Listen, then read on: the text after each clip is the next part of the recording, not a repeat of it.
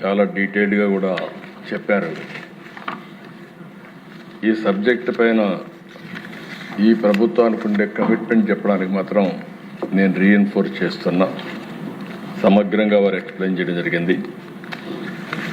2047 అధ్యక్ష స్వర్ణాంధ్రప్రదేశ్ విజన్లో ఒక ప్రిన్సిపల్ వచ్చి 10 ప్రిన్సిపల్స్ పెట్టుకుంటే అందులో ఒక ప్రిన్సిపల్ వాటర్ సెక్యూరిటీ. వాటర్ అనేది చాలా ఎసెన్షియల్. ఇంతవరకు మనం చూసాం, దేశాల మధ్య యుద్ధాలు జరిగాయి, రాష్ట్రాల మధ్య విభేదాలు వచ్చాయి, జిల్లాల మధ్య కూడా గొడవలు వచ్చాయి. అదే మరిగా ఫైనల్గా మనం చూస్తే కాలువలో ఉండే రైతాంగం కూడా గొడవపడే పరిస్థితి వస్తుంది. ఇంకొక పక్క ఎక్కడైతే ఇండస్ట్రీ రావాలన్నా, తాగేదానికి సురక్షితమైన వాటర్ ఇవ్వాలన్నా మనం వాటర్ మీద శ్రద్ధ పెట్టాల్సిన అవసరం ఉంది. అందుకే అధ్యక్ష ఈ ప్రభుత్వంలో ఒకసారి చూస్తే గోదావరి పుష్కరాలు ఫస్ట్ టైం నేను సమైక్య ఆంధ్రప్రదేశ్లో ముఖ్యమంత్రిగా ఉన్నప్పుడు గోదావరి పుష్కరాలు తీసుకొచ్చాను.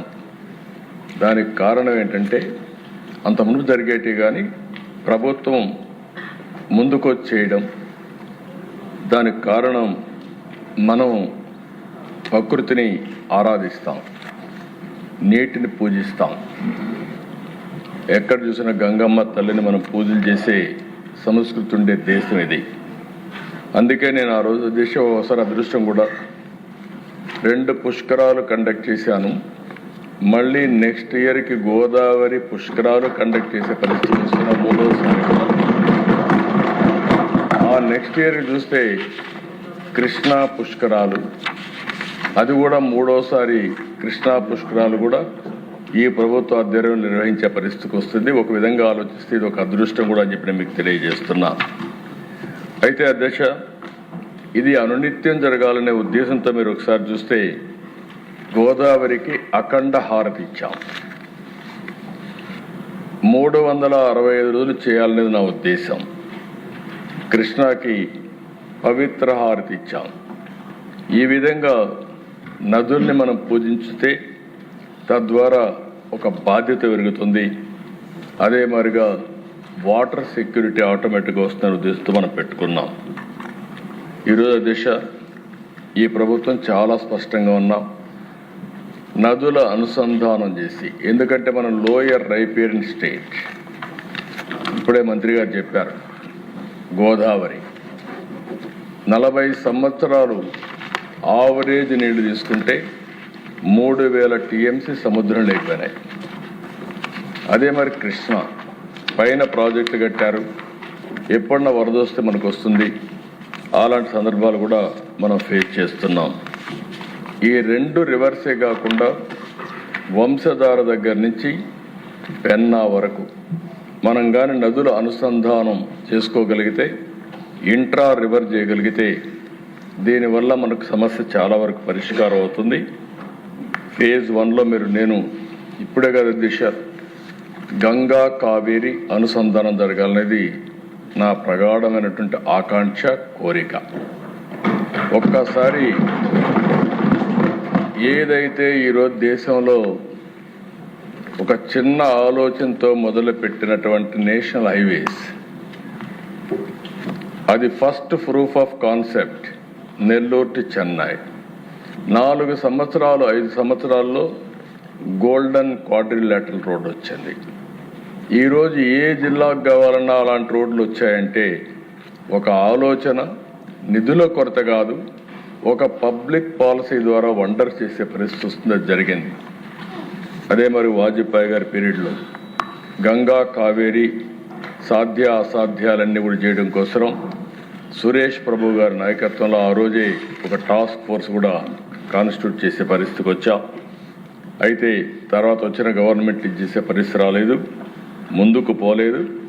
ప్రధానమంత్రి గారితో మాట్లాడినప్పుడు వారు ఒక మాట అన్నారు, ఇంట్రా రివర్ అంటే మీ రాష్ట్రంలో ఉండే రివర్స్ అన్నీ మీరు అనుసంధానం చేయండి, ఫైనల్గా జాతీయ స్థాయిలో కూడా మనం లింక్ చేసుకోవడానికి ఈజీగా ఉంటుందని చెప్పారు.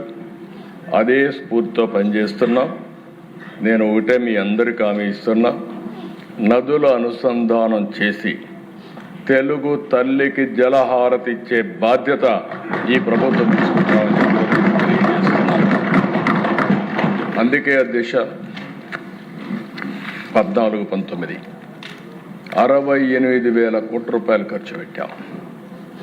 ఇప్పుడు మళ్ళీ మీరు ఒకసారి ఆలోచిస్తే ఇప్పటికే ఒక 20,000 కోట్ల దగ్గర ఖర్చు పెట్టే పరిస్థితికి వచ్చాం. హంద్రి నీవా 738 కిలోమీటర్లు అన్ని లిఫ్ట్లన్నీ కూడా వెడల్పు చేసి అక్కడి నుంచి కుప్పంలో పరమ సముద్రం లాస్ట్లో ఉండే చెరువుకు కూడా నీళ్ళు ఇవ్వగలిగాం. మడకసరికి ఇవ్వగలిగాం.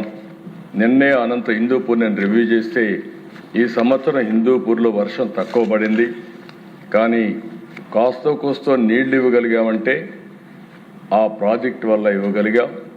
దీనికి శ్రీకారం చుట్టిన వ్యక్తి నందమూరి తారక రామారావు గారు అని చెప్పి ఎప్పుడు కూడా మంచిని మనం ఎప్పుడు గుర్తుపెట్టుకోవాలి దిశ. ఈరోజు కాటన్ ఈ దేశస్థుడు కాదు, బ్రిటిష్ పాలనలో ఇక్కడికి వచ్చాడు. కానీ ఆయన చేసిన పనేంటి? ఆ రోజు గుర్రం మీద తిరిగి ధవళేశ్వరం ఇక్కడ బ్యారేజ్ ఇవన్నీ కడితే ఈరోజు గోదావరి జిల్లాకు పోతే ఎవరిని గుర్తుపెట్టుకున్నా పెట్టుకోకపోయినా కాటన్ మాత్రం గుర్తుపెట్టుకొని ఎక్కడ చూసినా విగ్రహాలు పెట్టి పూజిస్తున్నారు. అది ఆయన చూపించిన స్ఫూర్తి. ఈరోజు ఈ రాష్ట్రంలో అన్ని ప్రాజెక్టులు మీరు రాయలసీమ రాళ్లసీమ ఎడారిగా మారిపోతుంది, దీనికి అభివృద్ధే కాదంటే అలాంటి దానికి ఒక దశ దిశ చూపించిన వ్యక్తి నందమూరి తారక రామారావు గారిని నేను తెలియజేస్తున్నాను. మనం మాట్లాడే హంద్రి నీవా, నగరి గాలేరు, తెలుగు గంగకి 4 ముఖ్యమంత్రులు, ఆనాటి ప్రధానమంత్రి, తమిళనాడుకి చెన్నైకి నీళ్లు ఇవ్వాలంటే ఎన్టీ రామారావు గారి కమిట్మెంట్ మీరు చూస్తే చెన్నైకి నీళ్లు ఇవ్వాలి, నేను కూడా ఒప్పుకుంటా. కానీ నా రాయలసీమకు నీళ్ళు ఇచ్చిన తర్వాతనే, ఓపెన్ కెనాల్లో నీళ్ళు ఇచ్చిన తర్వాతనే చెన్నైకి తీసుకుపోదామని చెప్పి రాయలసీమకు రిజర్వాయర్లు కట్టడం కానీ అంత మునుపంతా కూడా పైపులో తీసుకుపోవాలంటే కాదని చెప్పి ఆ రోజు రాయలసీమ కోసం ఇచ్చిన వ్యక్తి. తెలుగు గంగ, ఎస్ఆర్బీసీ, హంద్రి నీవా ఈరోజు రాయలసీమలోనే కాదు ఆంధ్రప్రదేశ్లో కట్టిన ప్రతి ఒక్క ప్రాజెక్టు కూడా ఆ రోజు ఎన్డీఏలు అయినాయి, లేకపోతే తెలుగుదేశంలో అయ్యాయి తప్ప కాంగ్రెస్ పార్టీ ఎప్పుడు కూడా ఏమీ చేయలేదని చెప్పి కూడా ఆనాటి కాంగ్రెస్, ఈరోజు వైఎస్ఆర్ కాంగ్రెస్ పార్టీ ఎప్పుడు చేయలేదు దిశ. రెండో దిశ వెలుగొండ, నిన్నే పోయి వచ్చా. చూస్తే ఒకసారి చరిత్ర దిశ 5/3/96 నేను ఆ జిల్లాకి వెళ్ళేవాడిని ముఖ్యమంత్రి అయిన కొత్తల్లో. ప్రతిసారి పోయినప్పుడు ఆ జిల్లా వాసులు ఉడుగురేవారు, మీరు ఏమైనా చేయండి మాకు శ్రీశైలం నుంచి నీళ్ళు ఇవ్వండి. ఇప్పుడైనా నదుల అనుసంధానం ఒక ఆలోచన ఉంది, కనీసం అప్పుడు ఆలోచన కూడా లేదు. నేను అనేవాడిని ఎట్లా చేయగలుగుతా అనేవాడిని, సార్ మీరు ఏమన్నా చేయండి 5 ఏళ్ళకు ఒకసారి మాకు నీళ్ళు ఇవ్వండి చాలు అని అంటే నేను ఆ రోజు ఫౌండేషన్ వేసాను. 30 సంవత్సరాల కంటే ముందు ఫౌండేషన్ వేసి దగ్గర 9,000 కోట్లు అవుతుంది. కొంత డిలే కూడా అయింది. మళ్ళీ దాన్ని పూర్తి చేసి ఫేజ్ 1 రాబోయే 3 నెలల్లో జూలైలో నీళ్ళు ఇచ్చే బాధ్యత తీసుకుంటాం అధ్యక్ష. దీనికి 2,500 కోట్లు అవుతుంది. అలాంటిది అధ్యక్ష ఇప్పటికి ఒక 500 కోట్లు పే చేశాం. ఏదైతే 4 సార్లు చెప్పాడు, ఇప్పుడు కూడా క్రెడిట్ చోరీ నిన్న కూడా చూశాను నేను. నాకు నరవాళ్ళ ఏడవాళ్ళ నాకే అర్థం కావడం లేదు. ఎలాంటి వ్యక్తో, విచిత్రమైన వ్యక్తి. అక్కడ ఏం చేశారంటే అధ్యక్ష చెప్పుకోవచ్చు చేసిన పని తప్పు లేదు, ఒకవేళ చేయకపోతే కరెక్ట్ చేసుకోవాలి. అక్కడ మీరు చూసే అధ్యక్ష మొత్తం కూడా ప్రాజెక్టులు ఇప్పుడే డీటెయిల్స్ అన్నీ రామారెడ్డి గారు చెప్పారు, నేను ముందుకెళ్ళను. అంత పనులు పెట్టుకొని మొత్తం కలిసి 2,500 కోట్లు అయ్యే ప్రాజెక్ట్ని తొందరగా పోయి జాతికి అంకితం చేస్తున్నానని రిబ్బన్ కట్ చేసి వచ్చాడంటే నీళ్లు రాకుండా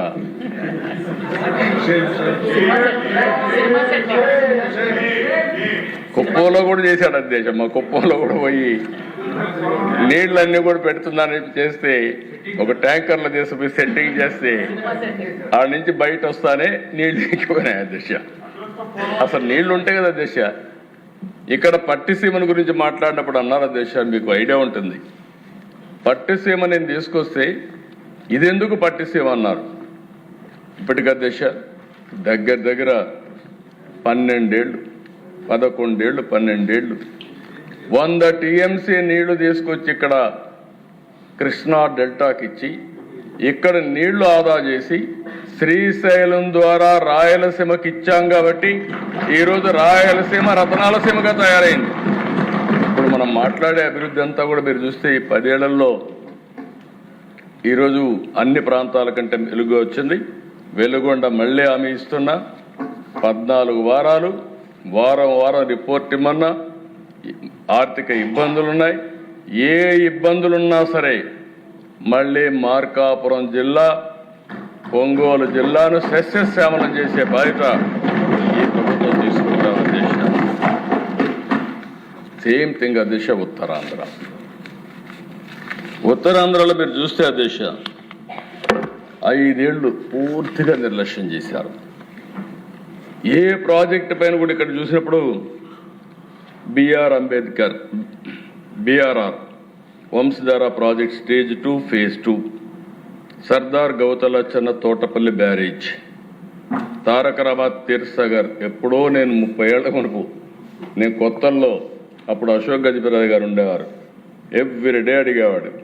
అదే మరి అక్కడ నారాయణ స్వామి నాయుడు ఎమ్మెల్యే అప్పట్లో, మీరు ఏమన్నా చేయండి సార్, మాకు ఇది ఫౌండేషన్ ఏమంటే నీళ్లు రావు కదా ఎట్లా అంటే, లేదు సార్ వచ్చినప్పుడు చూద్దామంటే అప్పుడు వేసాం అధ్యక్ష. అది ఇప్పుడు కూడా పూర్తి కాలేదు. అదే మరి మహేంద్ర తనయ్య నదిపై ఆఫ్ షోర్ రిజర్వాయర్, హీర మండలం లిఫ్ట్ ఇరిగేషన్ పథకం, హై లెవెల్ కెనాల్ ద్వారా వంశధార మరియు నాగావళి అనుసంధానం, Madduvalasa reservoir project 2 stage 2, VKMN Janjhavathi reservoir project, Nagavali మరియు చంపావతి, గజపతి నగరం బ్రాంచ్ కెనాల్, జంజావతి ప్రాజెక్ట్. ఈ 11 ప్రాజెక్టులకు అధ్యక్ష 2,000 కోట్లు అవుతాయి. ఇది ఖర్చు పెట్టి ఇది పూర్తి చేసే బాధ్యత ఈ ప్రభుత్వం ఈ టర్మ్లో తీసుకుంటా 2 ఏళ్ళు పని పెట్టుకొని పూర్తి చేస్తాం అధ్యక్ష. ఇవి కాకుండా అధ్యక్ష పోలవరం ఒకసారి ఎమ్మెల్యేలు తీసుకొని మీరు వెళ్ళాలి అధ్యక్ష. మళ్ళీ ఇలాంటి అవకాశం రాదు. మీ ఆధ్వర్యంలో వెళ్ళి ఒకసారి చూపించండి అవ్వాలి ఎమ్మెల్యేస్కి. ఎందుకంటే అధ్యక్ష ఇంత పెద్ద ప్రాజెక్ట్ సమీపంలో రాబోయే రోజుల్లో భారతదేశంలో ఎక్కడ కట్టే అవకాశం లేదు. అతి పెద్ద ప్రాజెక్ట్ ఇది. అలాంటి ప్రాజెక్ట్ అధ్యక్ష ఈ హౌస్లో కానీ బయట కానీ ప్రతి వారం సోమవారం వస్తే నేను పోలవరం చేసి ఒక పట్టుదలగా చేసి 73% పూర్తి చేసాం అధ్యక్ష. నేను చాలాసార్లు చెప్పాను, నాకు కమిట్మెంట్ ఉంది. ఆ రోజు 7 మండలాలు తెలంగాణకు ఇచ్చిన మండలాలు ఇక్కడ రాకపోతే అది పూర్తి కాదని గట్టిగా ఫైట్ చేస్తే ఆనాడు సేమ్ ఎన్డీఏ గవర్నమెంట్ అధ్యక్ష మోడీ గారి నాయకత్వంలో ఆ 7 మండలాలు ఇచ్చారు. ఇచ్చి ఆ ప్రాజెక్టు ముందు తీసుకుపోగలిగాం. ఆ గౌరవంతోనే ఇప్పుడు కూడా పోలవరం జిల్లాను చేశానంటే అక్కడుండే బాధితులపైన నాకుండే గౌరవం అని చెప్పి కూడా మరొకసారి మీకు విజ్ఞప్తి చేస్తున్నాను దేశ. అలాంటి బ్రహ్మాండమైన ప్రాజెక్ట్ని అన్ని విషయాలు చెప్పారు.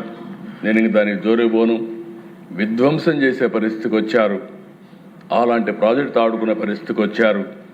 ఇప్పుడే అన్నీ కంప్లీట్ చేస్తున్నాం.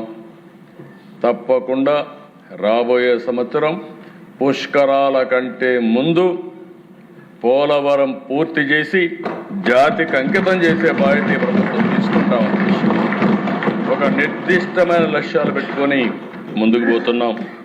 ఇంకొక పక్కన దేశ చింతలపూడి, ఇది కూడా మీరు ఒకసారి చూస్తే ఆ చింతలపూడిని కూడా ఎక్కడికక్కడ మొత్తం వదిలేసి ఎన్జిటికి పోతే కనీసం అప్పీల్ చేయకుండా మాట్లాడకుండా చేస్తే వదిలేశారు.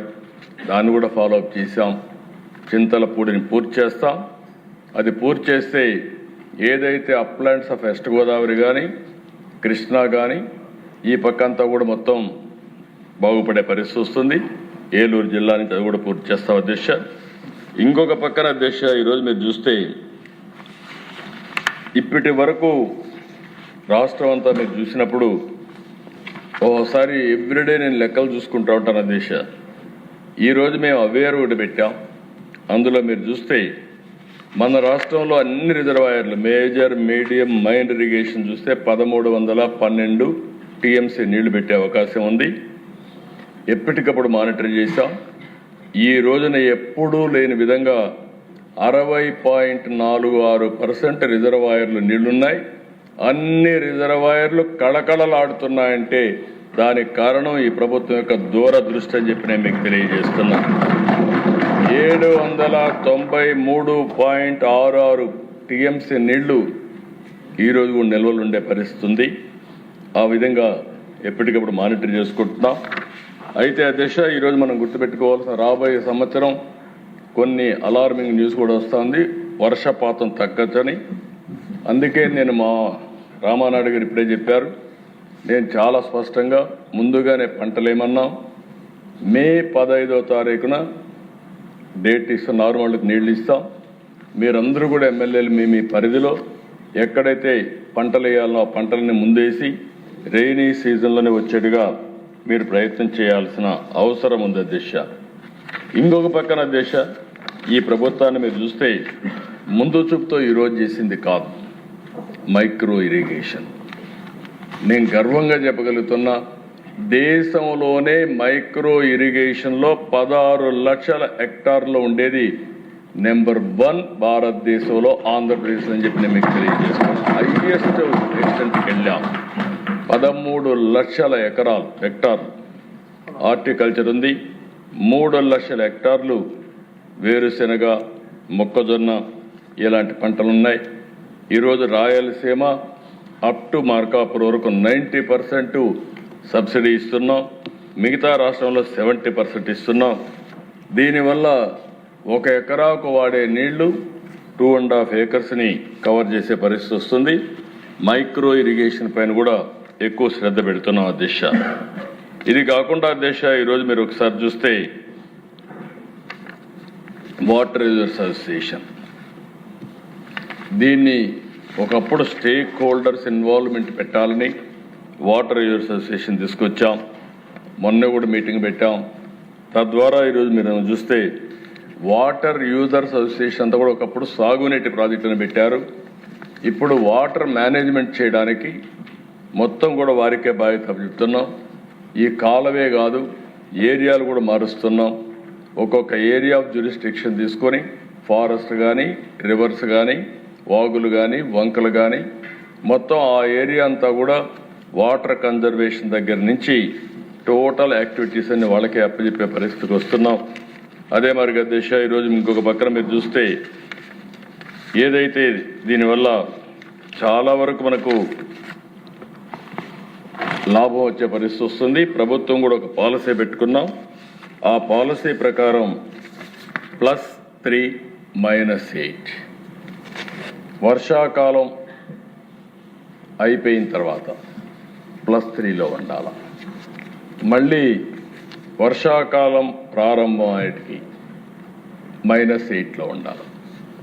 మనం వాడవలసింది 5 మీటర్లు వాటరే వాడే పరిస్థితులు రావాలి.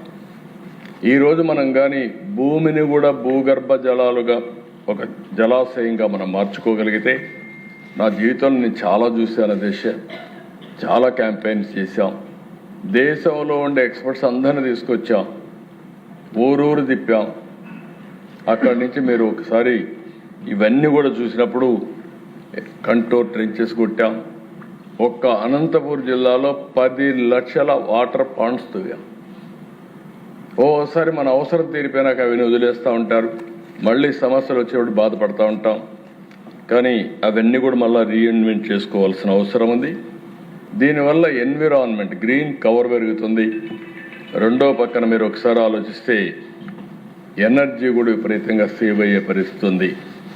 ఈరోజు మేము దాన్ని కూడా వర్కౌట్ చేస్తున్నాం అధ్యక్ష.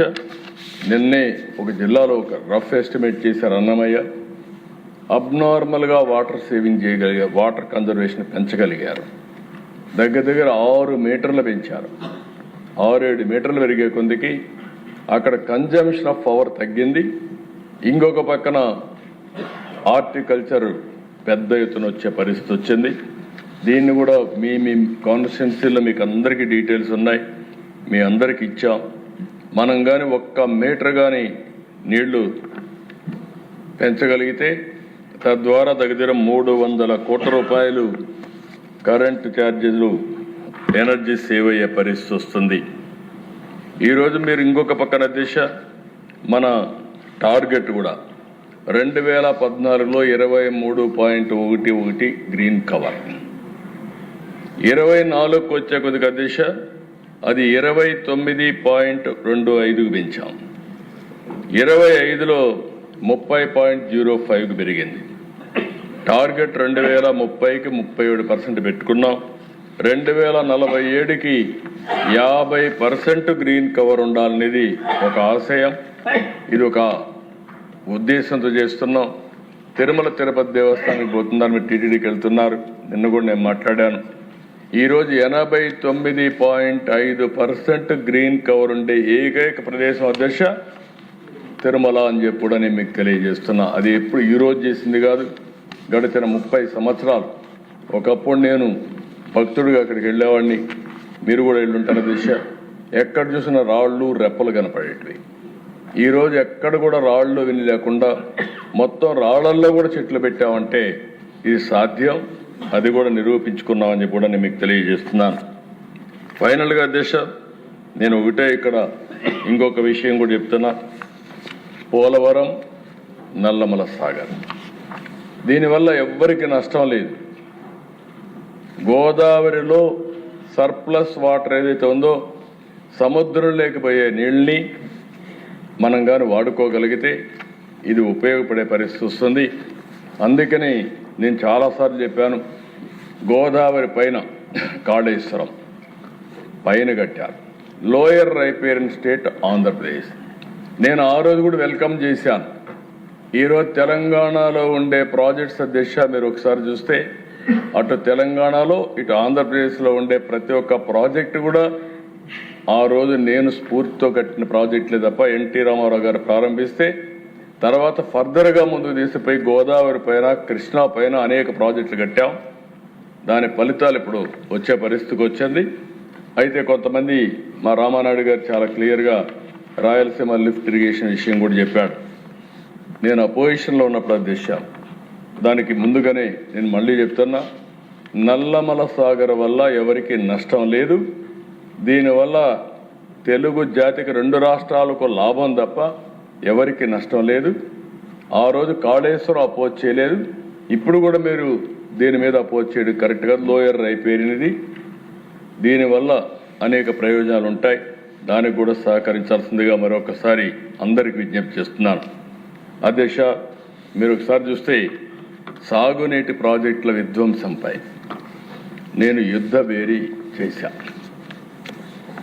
నేను ఆ రోజు అధ్యక్ష ఒక పక్క అన్ని ప్రాజెక్టులు అప్పటికే ఏదైతే మన రాజంపేట దగ్గర ఉండే అన్నమయ్య ప్రాజెక్టు కొట్టుకోబోయే పరిస్థితి వచ్చింది. అదే మరి నేను గుండ్లకమ్మ ప్రాజెక్ట్ గేట్లు పెట్టలేక నీళ్ళని వెళ్ళిపోతున్నాయి, కొట్టుకోబోయింది. ఆ గేటు పెట్టడానికి టెండర్ పిలిచారు. టెండర్ పిలిస్తే ఎవడు రాకపోతే 2 సీజన్ల ఒక గేటు పెట్టలేని పరిస్థితి, ప్రభుత్వం పైన విశ్వాసం లేకుండా కాంట్రాక్టర్లు ఎవరు ముందుకు రాని పరిస్థితి. అక్కడి నుంచి పోలవరం డయాఫామ్ వాల్ కొట్టుకోబోయే పరిస్థితి, దాన్ని ఐడెంటిఫై చేయని పరిస్థితి. అదే మరిగా మీకు ఇప్పుడే చెప్పాను చింతలపూడి ఒక ప్రాజెక్టు కాదు, అన్ని ప్రాజెక్టులు కూడా సమస్యల్లో ఉంటే నేను ఆ రోజు యుద్ధ బేరీ పెట్టి ప్రారంభించింది ముచ్చుమర్రి దగ్గర ప్రారంభించాను. శ్రీకాకుళం వెళ్ళి ఏదైతే మన వంశధార దగ్గరికి వెళ్ళి ఎండ్ చేసి ఫేజ్ 2లో మళ్ళీ చైతన్యం తేవాలని నేను అనంతపూర్ జిల్లాకు ప్రారంభించి నంద్యాలకు వచ్చాను అధ్యక్ష. నంద్యాలకు వస్తే వాళ్ళు చేసిన తప్పుని కరెక్ట్ చేసుకోలేకుండా సమాధానం చెప్పలేక నన్ను ఉన్నపళంగా వచ్చి అరెస్ట్ చేసి జైల్లో పెట్టారు అధ్యక్ష.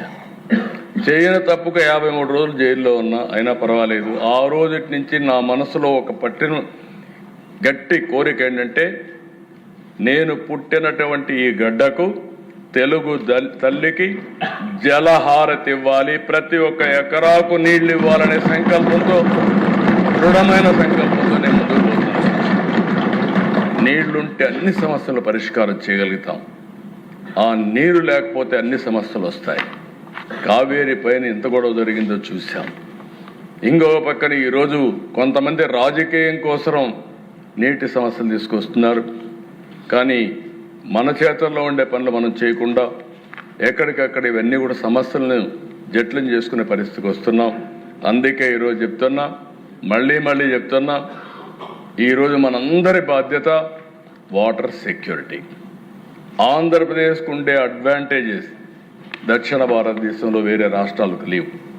అయితే ఈ సంకల్పాన్ని మీ పరిధిలో పూర్తిగా మీరు ముందు తీసుకుపోగలిగితే నదుల అనుసంధానం, రెండోది భూమిని జలాశయంగా మార్చడం, వాటర్ కన్జర్వేషన్ చేయడం, అల్టిమేట్గా ప్రతి ఒక్క ఎకరాకు నీళ్లు ఇవ్వగలిగి, ఇండస్ట్రీకి నీళ్లు ఇవ్వగలిగి, అదే మరిగా అష్యూర్డ్ వాటర్ నుంచి ప్రతి ఇంటికి కానీ ట్యాప్ ద్వారా వాటర్ ఇవ్వగలిగితే దానికంటే మించినటువంటి అభివృద్ధి లేదు. దయచేసి ఈరోజు ఈ సబ్జెక్ట్ మనం డిస్కస్ చేస్తున్నాం. ఒక నిర్దిష్టమైన టైం బౌండ్ ప్రోగ్రాం పెట్టుకొని పూర్తి చేస్తాం. చేయడమే కాదు, ఒక బ్లూ ప్రింట్ కూడా తయారు చేస్తా తొందరలోనే. ఒక టైం బౌండ్ ప్రోగ్రాం పెట్టుకొని ఏ విధంగా చేయాలో చేసుకుంటూ ముందుకు పోయి ప్రతి ఒక్క ఎకరాకు నీళ్ళు ఇచ్చే బాధ్యత, త్రాగడానికి కూడా ఒక క్వాలిటీ వాటర్ ఇచ్చే బాధ్యత, ఇండస్ట్రీకి నీళ్ళు ఇచ్చే బాధ్యత తీసుకొని ఈ రాష్ట్రం రుణం తీర్చుకుందాం. దయచేసి అందరూ సహకరించవలసిందిగా మరొక్కసారి కోరుకుంటూ నమస్కారాలు.